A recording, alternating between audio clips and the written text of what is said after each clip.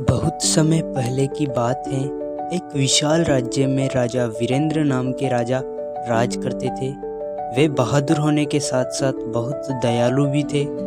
एक दिन राजा जंगल घूमने का निश्चय करते हैं। सुबह होते ही राजा जंगल की ओर निकल पड़े।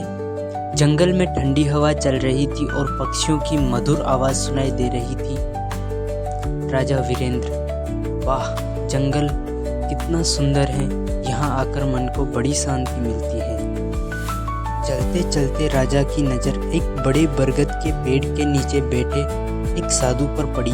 साधु आंखें बंद करके ध्यान कर रहे थे।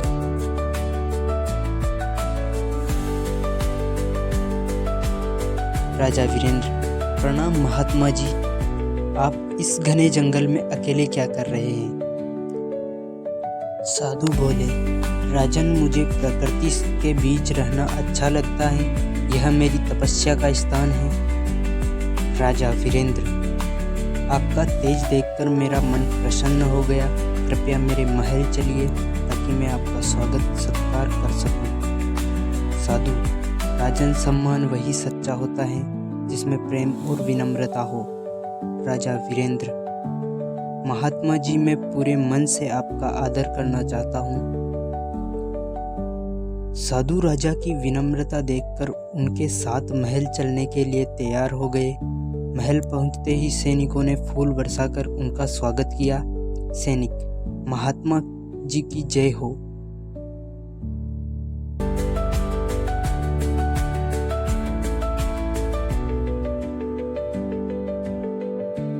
महल को दीपों और फूलों से सजाया गया। राजा ने साधु के लिए स्वादिष्ट भोजन की व्यवस्था करवाई। राजा वीरेंद्र, महात्मा जी, कृपया यह भोजन स्वीकार करें। साधु, राजन, तुम्हारा व्यवहार ही सबसे बड़ा सत्कार है।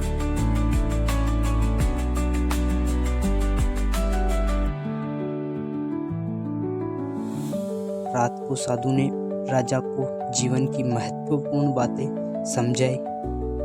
साधु, राजन, एक सच्चा राजा वही होता है जो अपनी प्रजा से प्रेम करे और हमेशा सत्य के मार्ग पर चले। राजा वीरेंद्र, महात्मा जी, मैं आपकी बातों को हमेशा याद रखूंगा। अगली सुबह साधु जंगल लौट गए।